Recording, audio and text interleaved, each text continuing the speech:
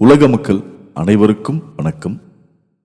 சோதனை மேல் சோதனை போதுமடா சாமி, இது ஒரு பாட்டு. சோதனை மேல் சோதனை வேணுமடா சாமி. இப்ப நம்ம பார்க்க போற நோட்டு.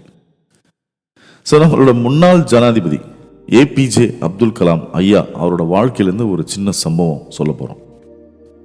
ஒரு 60 அந்த மாதிரியான ஒரு காலகட்டங்களில் இந்திய விண்வெளி ஆராய்ச்சியில் ரொம்ப அழுத்தமாக கால் பதிக்க தொடங்கி இருக்கிற ஒரு நேரம். அப்துல் கலாம் போன்ற பல இளைஞர்கள் இது தொடர்பான ஒரு பல ஆய்வுகளில் அவங்க தீவிரமாக ஈடுபட்டு இருக்காங்க. இதற்காக அவங்க செஞ்ச தியாகங்கள் கொஞ்சம் நஞ்சம் இல்லை. அற்புதமான திறமை கொண்ட இந்த இளைஞர்களுக்கு வெளிநாட்டில் ஒரு பிரமாதமான சம்பளம், எல்லா ஸ்பெசிலிட்டிஸோட வேலை கிடைச்சிருக்கும். ஆனால் அதையெல்லாம் தியாகம் செஞ்சுட்டு ஒரு குக்கிராமத்தில் எந்த வசதியும் இல்லாத ஒரு குடிசைகளில் உட்காந்துக்கின்னு அவங்க புதுமையான விஷயங்களை உருவாக்கிட்டு இருக்காங்க. இந்த சூழ்நிலையில் இந்திய விண்வெளியின் தந்தை அப்படின்னு ஒரு போற்றப்படும் விக்ரம் சாராபாய் அவங்க இந்த அப்துல் கலாம் குழுவினரை சந்திக்கிறதுக்காக வராங்க. அப்போ அவங்க தும்பா அப்படின்ற ஒரு ஊரில் தங்களோட ஆய்வுகளை அவங்க செஞ்சிட்ருக்காங்க. சாராபாய் பார்த்ததும் அங்கே இருக்கிற எல்லாருக்கும் ஒரு பரபரப்பு. இத்தனை மாதமாக கஷ்டப்பட்டு உருவாக்குற எல்லா விஷயங்களையும் அவங்கள காமிக்கிறாங்க.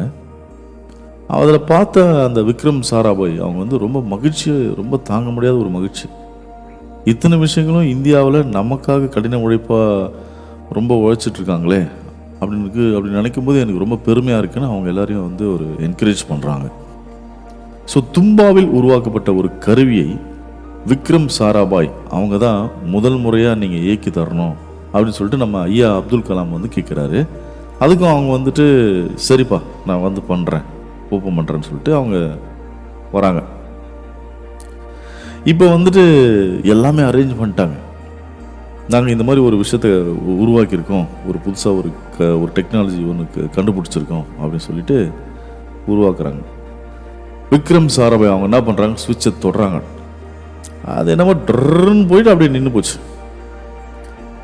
என்னடா அது அப்படின்னு எல்லாமே திருதுன்னு முழிக்கிறாங்க. அப்படியே உட்காந்துட்டாங்க எல்லாருமே. அப்போதான் அப்துல் கலாம் ஐயாவோட ஒரு டீமுக்கு ரொம்ப ரொம்ப ஃபெடப்பாகி ஏமாற்றமாகி போச்சு. என்னடா இத்தனை கால உழைப்பு மொத்தமாக இப்படி வீணாக போச்சே அப்படின்னு ரொம்ப ஃபீல் பண்ணுறாங்க. ஆனால் விக்ரம் சாராபாய் அவங்க என்ன நினைக்கிறாங்க, நீங்கள் எல்லாமே பிரமாதமாக தான்ப்பா பண்ணியிருக்கீங்க, நீங்கள் எல்லாமே மிகவும் ரொம்ப கஷ்டப்பட்டு ரொம்ப திறமையான ஒரு விஷயத்தை உருவாக்கியிருக்கீங்க. ஆனால் அது எல்லாத்தையும் சேர்த்து வச்சு நீங்கள் பரிசோதனை பண்ணலை, அதுதான் இங்கே பிரச்சனை அப்படின்னு சொல்லிட்டு அவங்களோட தவறு என்ன சுட்டி காட்டினாங்க. மிகவும் நுணுக்கமாக இந்த விஷயத்தை தான் நம்ம 5 ஸ்டார் வாழ்க்கை தரம் அதில் நீங்கள் பார்க்கணும். இதுக்கு பேர் ப்ராடக்ட் இன்டகிரேஷன். ஸோ தும்பாவில் அப்துல் கலாம் எல்லா இளைஞர்களும் தங்களுடைய முழு திறமைகளை காண்பித்து உழைச்சாங்க. ஆனால் இந்தியாவில் யாரும் கற்பனை கூட செஞ்சிருக்க முடியாத ஒரு உயர் தொழில்நுட்ப சாதனங்களை உருவாக்குனாங்க. ஆனால் இது மட்டும் போதுமா? அந்த மெஷினரிஸ் எல்லாத்தையும் சேர்த்து அதை நீங்கள் பயன்படுத்தினாதானே இது ஒரு முழுமையான ஒரு விஷயமா மாறும். ஸோ தயாரிப்பு என்பது ஒரு பாதி. அப்படி தயாரித்த ஒரு விஷயத்தை பரிசோதனை செஞ்சு கஸ்டமர்ஸ்க்கு கொடுக்குறது இன்னொரு பாதி. இப்போ நிறைய தனி நபர்களும் பெரிய பெரிய நிறுவனங்களுமே கோட்டையிடுற மிகப்பெரிய ஒரு விஷயம்தான். கோட்டை விட்டுருவாங்க. அடா என்னடா அது, கடைசியாக கஸ்டமர் சைட்லேருந்து ஒரு விஷயத்தை பார்க்க வேண்டும் விட்டுருவாங்க. ஒரு நாள் முழுக்க பயங்கரமாக ஒருத்தர் வேலை செஞ்சுட்ருப்பார். எந்த வேலையுமே ஒரு பக்காவாக முடிச்சிருக்க மாட்டார். இங்கே கொஞ்சம், அங்கே கொஞ்சம், அதை கொஞ்சம், இதை கொஞ்சம். சாயங்காலமாக அவங்களோட ஒரு ஹையர் ஆஃபீஸர் கேள்வி கேட்பாங்க, இன்றைக்கி என்ன வேலை முடிச்சிங்க, நீங்கள் என்ன பண்ணீங்க? சார் நான் நாய் மாதிரி உழைச்சேன் சார் அப்படின்னு பதில் சொன்னால் போதுமா? நீ என்ன பண்ண, நீ என்ன செஞ்ச அப்படின்றது தான் அங்கே விஷயம். இது இன்டகிரேஷன் டெஸ்டிங். இப்போது அப்துல் கலாம் ஐயாவோட விஷயத்துலையுமே இதுதான். அந்த விக்ரம் சாராபாய் சொன்னதும் இதுதான். இந்த இன்டகிரேஷன் டெஸ்டிங் அவர் பண்ணலை. இப்போ இன்டகிரேஷன் டெஸ்டிங் அப்படின்றது இந்த ஸ்பேர் பார்ட்ஸை தயாரிக்கிறதோ இல்லை மற்ற விஷயங்களோ கிடையாது. எல்லா விஷயத்தையும் தயார் பண்ணி அது ஒரு டெஸ்ட் பண்ணி வெளியில் கொண்டு போகிறது தான்.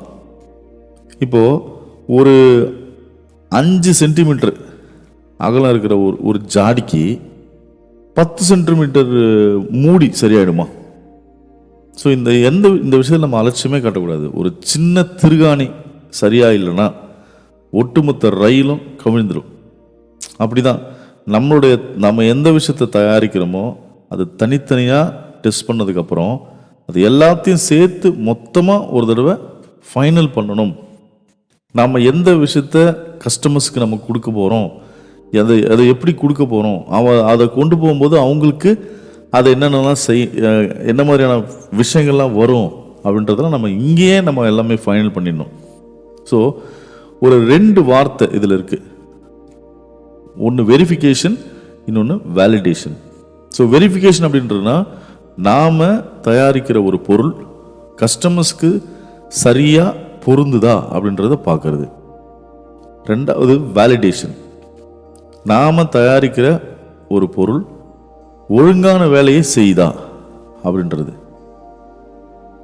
இதை கன்ஃபியூஸ் இருக்காதுல்ல. நாம் எல்லாருக்கும் தெரிஞ்ச ஒரே ஒரு நகைச்சுவையான ஒரு விஷயம் என்ன தெரியுமா? செந்தில் கவுண்டமணி கரகாட்டக்காரன் படத்தில் அந்த வாழைப்பழ காமெடி. நான் உன்னை எத்தனை பழம் வாங்கிட்டு வர சொன்னேன், ஒன்று வாங்கிட்டு சொன்னீங்க, நீ எத்தனை வாங்கிட்டு வந்த, ஒன்று வாங்கிட்டு வந்த, கடைக்காரர்கிட்ட போனியா, இப்படிலாம் இந்த கேள்விலாம் பார்த்துருப்போம். செம்ம காமெடியில் அது. ஸோ அந்த வாழைப்பழம் கதையிலேருந்து நம்ம இப்போ இங்கே வருவோம். இப்போது வாழைப்பழத்தோட தேவை என்ன? சாப்பிட்டா நல்லா இருக்கணும், பசி கொஞ்சம் ஆறும், அவ்வளோதான். இப்போ இங்கே வந்திருக்கிறது ஒரு பழம், அதை சாப்பிட முடியும், பசியார முடியும். இது வேலிடேஷன். ஆனால் வெரிஃபிகேஷன் பாருங்க. ஃபஸ்ட்டு கவுண்டமணி என்ன சொல்கிறாரு, ஐயா நான் ஒன்று 2 வாழைப்பழம் வாங்கின சொன்னா, அப்போ அந்த விஷயம் இங்கே வரல. இப்போ இவர் சொன்னது ஒன்று, செந்தில் சார் செஞ்சது ஒன்று. அப்போது வாழைப்பழ காமெடியிலே வெரிஃபிகேஷன் அண்ட் வேலிடேஷன் இருக்குது. அப்போது ஃபஸ்ட்டு கவுண்டமணி சார் சொன்னது வெரிஃபிகேஷன், அது ஃபெயிலு. அவர் எதிர்பார்த்த விஷயங்கள் அங்கே நடக்கலை. ஸோ 2வது ஒரு பழம் வாங்கிட்டு வந்தார், வாங்கிட்டு வந்த பொருள் பழம்தான். ஆனால் அது ஃபஸ்ட்டு கவுண்டமணி சார் கேட்ட விஷயத்துக்கு பொருந்து வரல. அப்போது இது வேலிடேஷன் அண்ட் வெரிஃபிகேஷனுக்கான ஒரு சின்ன ஒரு எக்ஸாம்பிள் இது. இப்போ நாம் தயாரிக்கிற பயன்படுத்துகிற ஒரு பொருளை கஸ்டமர் சரியாக பயன்படுத்த முடியுமா, இல்லை அது வெறும் பொம்மையாக வச்சுக்க முடியுமா? இப்போ அப்படியே அதை பயன்படுத்தக்கூடிய நிலைமையில் இருந்தாலும் போதாது, அது கஸ்டமரோட தேவையை பூர்த்தி பண்ணணும் அப்படின்றது. ஸோ இது 2க்குமே ஒரு பிஸ்னஸ் எப்படி அப்படின்றது ஒரு எக்ஸாம்பிள் பார்க்கலாம்.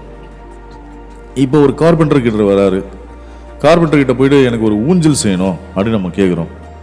ஸோ ஊஞ்சல் செய்யணும்னு கேட்டோம்னா அவர் என்ன பண்ணுறாரு, நேராக வீட்டுக்கு வராரு, எந்த இடம், எங்கே மாட்ட போகிறீங்க, என்ன அகலம் வேணும், இது எல்லாத்தையும் கேட்குறோம். பார்க்குறாரு, பார்த்துட்டு போகிறாரு. ஒரு வாரம் கழித்து அந்த ஊஞ்சல் எடுத்துக்கிட்டு வராரு. வரும்போது அவர் பார்க்க வேண்டிய ஒரு விஷயம் என்னவாக இருக்கணும், நம்ம இது நிஜமாவே ஊஞ்சல் தானா அப்படின்னு நம்ம பார்க்குறோம். இது கம்பியில் மாட்டி விட்டால் ஒழுங்காக ஆடுமா, இல்லை பொத்து கீழே விழுந்துருமா, அப்புறம் ஊஞ்சல் சரியாக இருக்குதா, நம்ம கஸ்டமர் கேட்ட மாதிரி நம்ம செஞ்சு கொடுத்துட்டோமா, அவரோட தேவைக்கு ஏற்ற மாதிரி நம்ம தயாரிச்சிருக்குமா, இதெல்லாம் அவர் முழு மனசோட பார்க்கணும். ஸோ இப்படி தினசரி வாழ்க்கையில் நம்ம பார்க்குற எதையுமே 2 விதமான ஒரு பரிசோதனைக்கு உள்ளாக்கிட்டு நாம் இந்த விஷயத்தில் வந்தால் தான் அது ஒரு நல்ல விதமான ஒரு படைப்பு.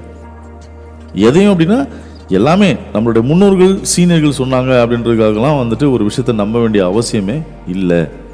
ஒரு முறை யோசித்து பரிசோதித்து அதன் பிறகு ஏற்றுக்கிட்டா போதும் அப்படின்னு சொல்கிறாங்க. இப்போ கலீலியோ அப்படின்னு ஒரு கேள்விப்பட்டிருப்பீங்க. ஸோ 16ஆம் நூற்றாண்டில் வாழ்ந்த இவர் அந்த காலத்தில் ஒரு மிகப்பெரிய ஒரு புகழ்பெற்ற விஞ்ஞானிகளில் ஒருத்தர்.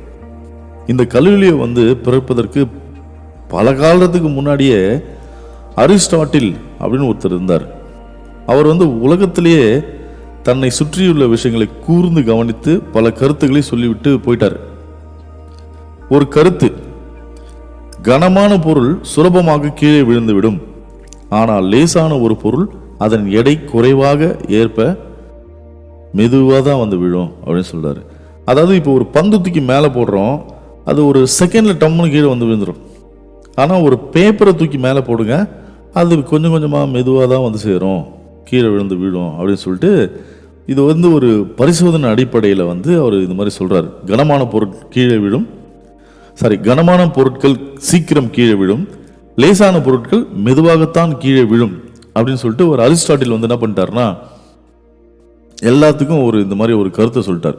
ஆஹா, என்ன ஒரு பிரமாதமான கருத்து அப்படின்னு எல்லாரும் கைத்தட்டி ஏற்றுக்கிட்டாங்க. அவர் ஒரு பெரிய விஞ்ஞானியாக அவர் எல்லாரும் அறிவிச்சிட்டாங்க.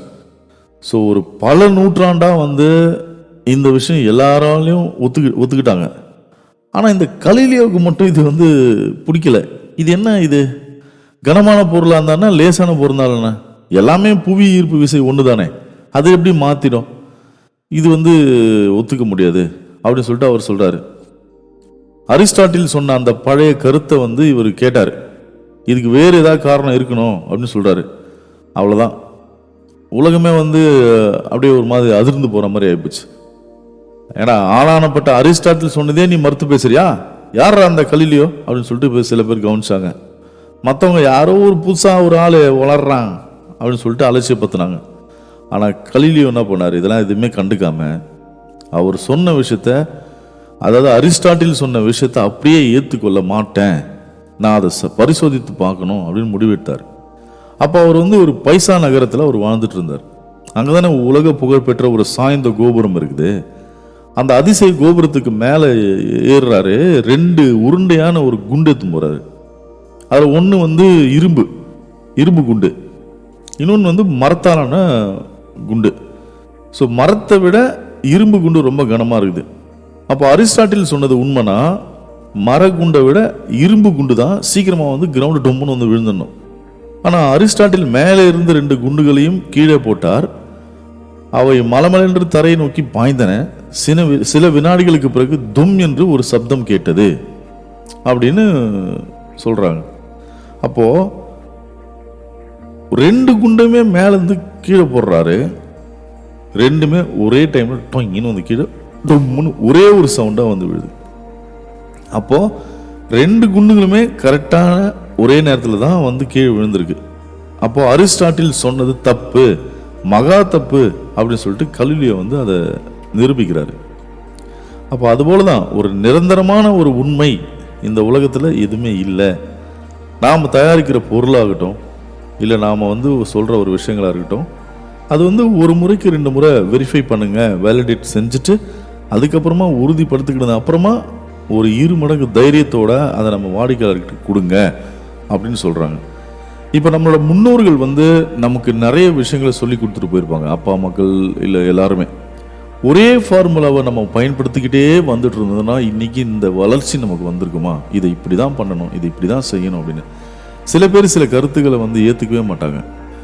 இப்படி தான்ப்பா பண்ணணும், இது சாங்கியம் அப்படின்வாங்க, இப்படி தான் நடக்கணும், இதுதான் வந்து ஃபார்முலா அப்படின்வாங்க. ஃபார்முலாவை உடச்சிட்டு வெளில வர்றதாண்டா ஒரு புதுசான ஒரு வாழ்க்கை.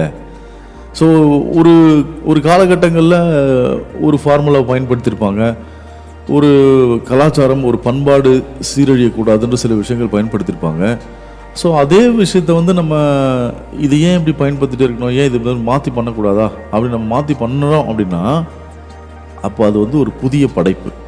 அந்த புதிய படைப்பை நம்ம எப்படி பார்க்குறோம் அப்படின்னா, ஒரு முறைக்கு 2 முறை சோதனை செஞ்சு பார்த்துட்டு அதுக்குள்ளே இறங்கினால் வெற்றி.